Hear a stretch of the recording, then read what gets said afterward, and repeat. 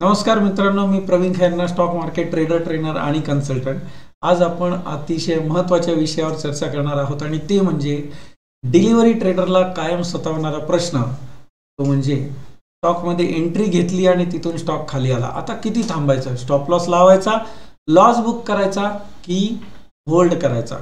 बऱ्याच जणांना असा प्रश्न असतो की मी एंट्री घेतली, सपोज 2% साठी 2%चं टार्गेट ठेवलं, 5%चं टार्गेट ठेवलं आणि त्या टार्गेटपर्यंत स्टॉक न जाता किंवा टार्गेट अचीव न होता जर मार्केट खाली गेलं तर मी किती दिवसासाठी होल्ड करू? मित्रांनो, हा खूप मजेशीर प्रश्न आहे। किती दिवसासाठी होल्ड करू? काही जणांना असं वाटतं की कोणीतरी सांगावं कधी स्टॉक वर जाईल किंवा कधी टार्गेट अचीव होईल।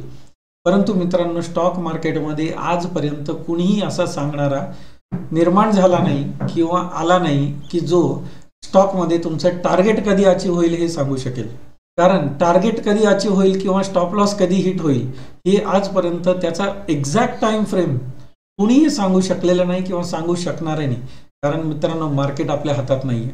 कधी मार्केट वर जाईल, नॅचरल कॅलॅमिटीचा पॉलिटिकल इन्फ्लुएन्स त्याच्यावर कधी पडेल मार्केटवर किंवा वर्ल्ड वॉरचा इन्फ्लुएन्स कधी पडेल मार्केटवर हे कुणीही सांगू शकत नाही। आज काय होतं तर उद्या काय होतं, त्याच्यामुळे आज जरी तुम्ही टेक्निकल ॲनालिसिस बघून मार्केटमध्ये एंट्री केली किंवा एखाद्या स्टॉकमध्ये तुम्ही मोठी अमाऊंट लावली किंवा छोटी अमाऊंट व्हॉटएव्हर ती अमाऊंट लावल्यानंतर उद्याचं आपण सांगू शकत नाही की उद्या तुमच्या इच्छित टार्गेटला स्टॉक जाईलच। जर सगळ्या कंडिशन मॅच होत असतील, फंडामेंटल मॅच होत असेल, टेक्निकल ॲनालिसिस सुद्धा मॅच होत असतील तर 80 to 90% चान्सेस असे असतात की तुमचं टार्गेट हे स्टॉप लॉस हिट होण्याच्या आधी टार्गेट अचीव होईल। परंतु तरी सुद्धा 10 ते 15% असा चान्स असतो की ज्यामध्ये स्टॉप लॉस हिट होऊ शकतो किंवा दुसऱ्या दिवशी मार्केट जर गॅप डाऊनने ओपन झालं किंवा खाली गेलं तर अशा स्थितीमध्ये काय करायचं हे आपण बघणार आहोत। मित्रांनो, सगळ्यात महत्त्वाचा पार्ट येतो डिलिव्हरी ट्रेडिंगमध्ये आणि तो म्हणजे स्टॉक निवडणं।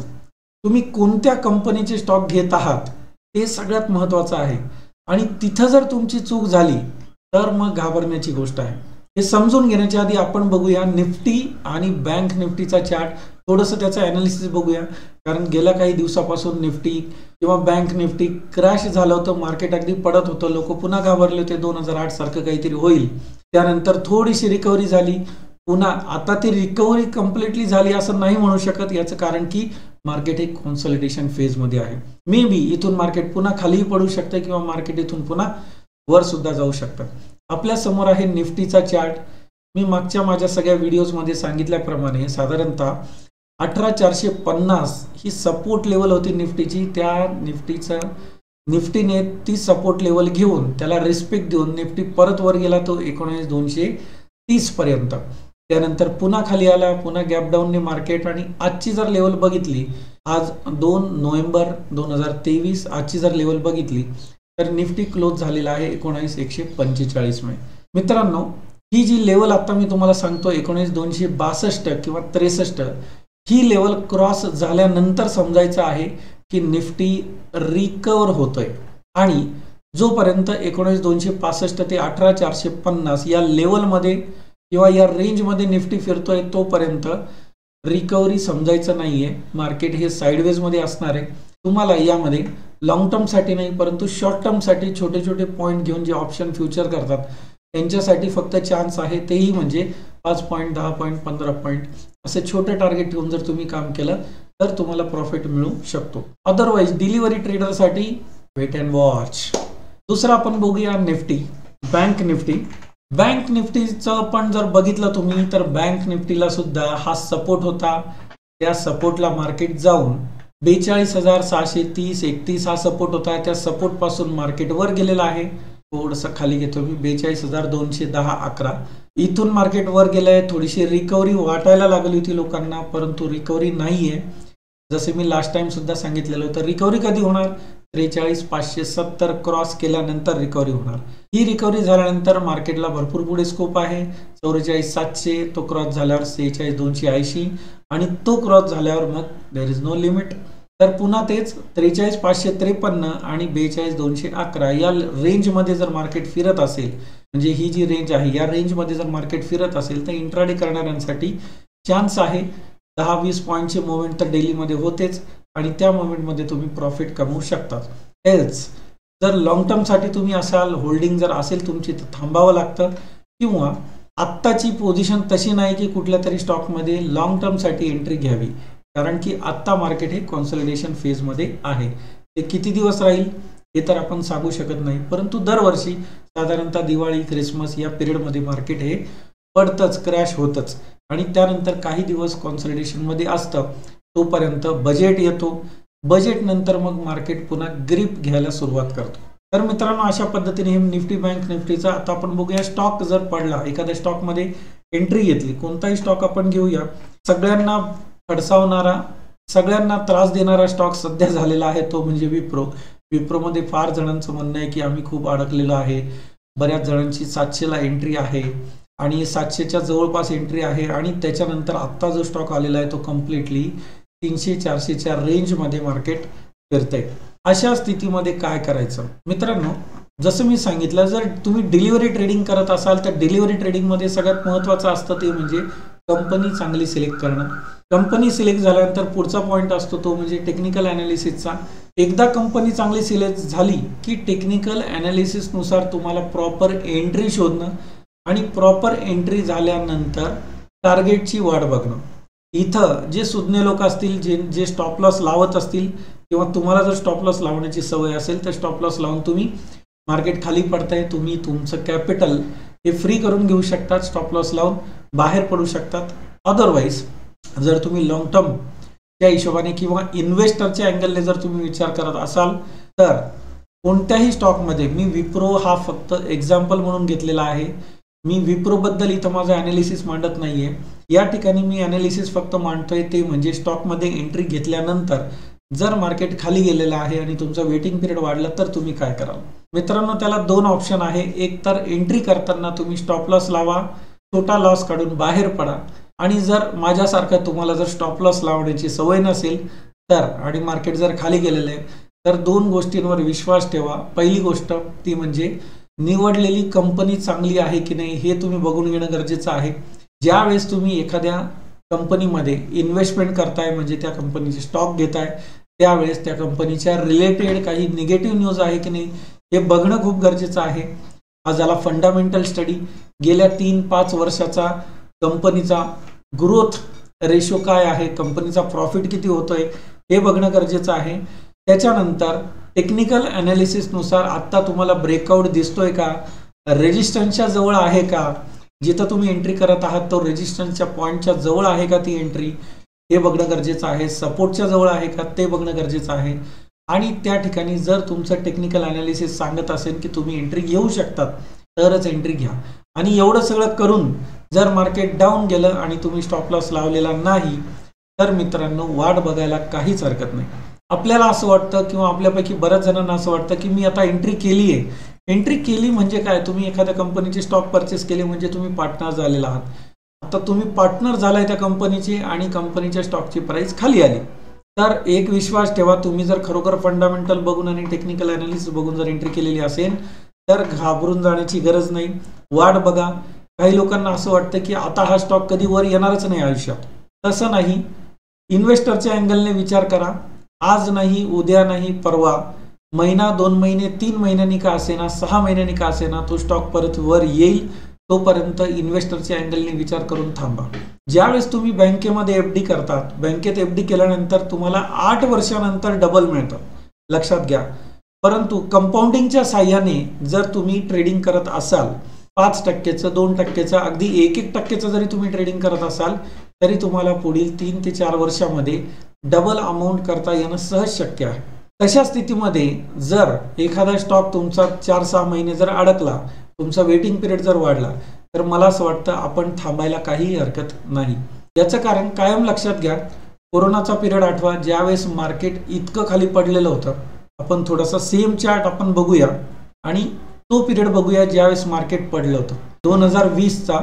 ही जर पोझिशन आता तुम्ही बघितली विप्रोची तर याच स्टॉकमध्ये साधारणतः 248 वरून डायरेक्टली 161 वर स्टॉकची प्राइस आलेली होती. परंतु ज्यांनी पेशन्स ठेवले त्यांना काय झालं, 248 क्रॉस होऊन मार्केट कुठपर्यंत गेलेलं होतं, मार्केट 700 पर्यंत गेलेलं होतं. म्हणजे 500 रुपयाने मार्केट हे पुढील 2 वर्षामध्ये 500 रुपयाने मार्केट वाढलेलं होतं मित्रांनो. त्यामुळे एक कायम लक्षात घ्या, जितका तुमचा वेटिंग पिरियड जास्त किंवा मार्केट जितकं जास्त खाली जात आहे तेवढा जास्त मार्केट तितकंच जोरामध्ये मार्केट वर येणार.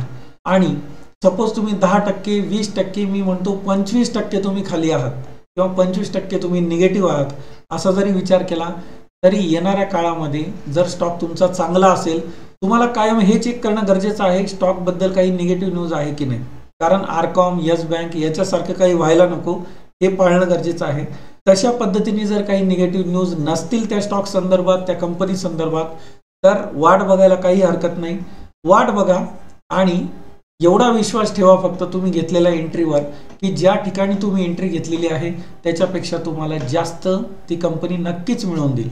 फक्त तुमचा फंडामेंटल ॲनालिसिस आणि टेक्निकल ॲनालिसिस चांगला असणं गरजेचं आहे.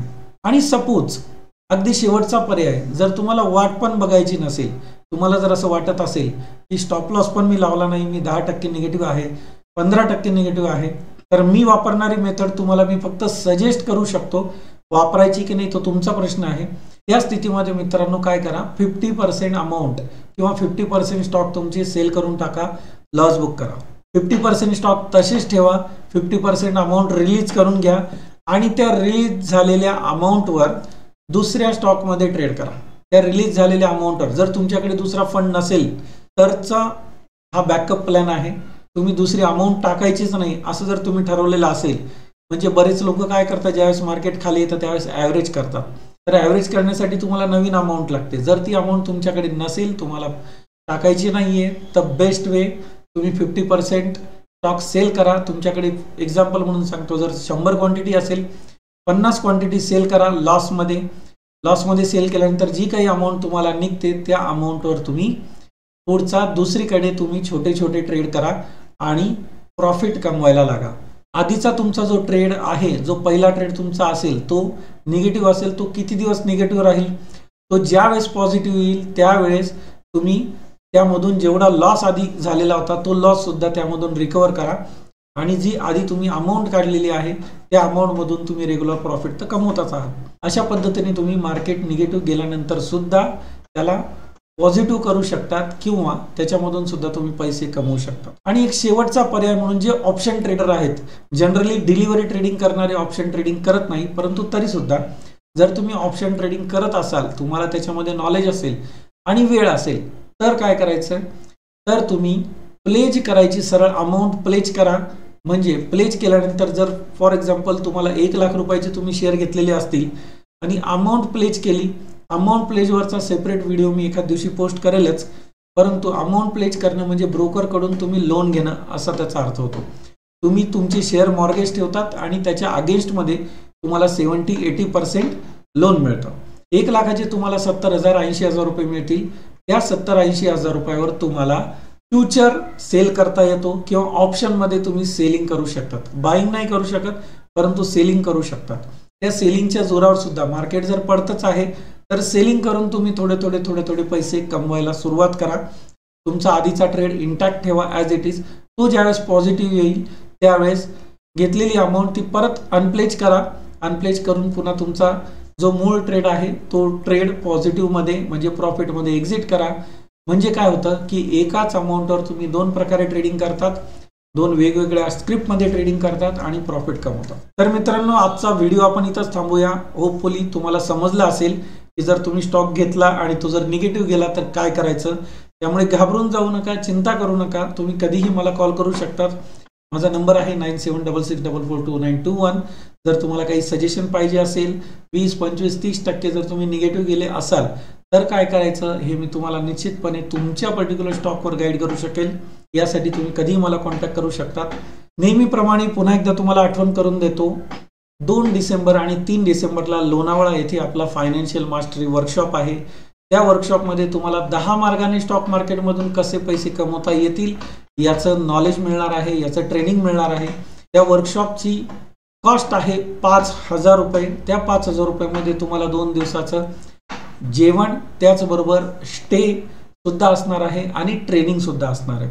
या ट्रेनिंग बरोबरच तुम्हाला फ्री म्हणून BTST software, BTST stock alert software जे आम्ही डेव्हलप केलेलं आहे आणि त्या सॉफ्टवेअरची कॉस्ट 3000 रुपये पर इयर अशी आहे. हे सॉफ्टवेअर तुम्हाला या सेम कॉस्टमध्ये एका वर्षासाठी फ्री मिळणार आहे. त्याचबरोबर ऑप्शन ट्रेडिंग करणाऱ्यांसाठी ट्रेडिंग व्ह्यूमध्ये एक इंडिकेटर बनवलेलं आहे. पुन्हा ते अलर्ट इंडिकेटर आहे. तुम्हाला बाय किंवा सेलिंगचा अलर्ट मिळतो. तुम्हाला तुमच्या स्टडीसाठी ते अलर्ट इंडिकेटर वापरता येऊ शकतं. हे इंडिकेटर सुद्धा तुम्हाला एका वर्षासाठी फ्री ऑफ कॉस्ट मिळणार आहे, ज्याची कॉस्ट आहे 5000 रुपये पर इयर. त्याचबरोबर तिसरा पॉईंट म्हणजे आपला वर्कशॉपमध्ये येणाऱ्यांचा सगळ्यांचा जो ग्रुप बनेल त्या ग्रुपला संपूर्ण वर्षभरासाठी IPOचे अलर्ट मिळणार आहेत, IPOचे सजेशन मिळणार आहेत. म्हणजे कोणता IPO घ्यायचा नाही घ्यायचा याच्याबद्दल मी माझं मत तुमच्या समोर मांडणार आहे. घ्यायचा नाही घ्यायचा तो तुमचा प्रश्न आहे, परंतु अशा पद्धतीने आपला हा full power packed financial mastery programme आहे. या मास्टरी प्रोग्रामला आता केवळ 1च महिना शिल्लक आहे. तो लवकरात लवकर रजिस्टर्ड करा आणि मिळणाऱ्या संधीचा लाभ घ्या. तोपर्यंत भेटूया पुढच्या व्हिडिओमध्ये. Thank you very much.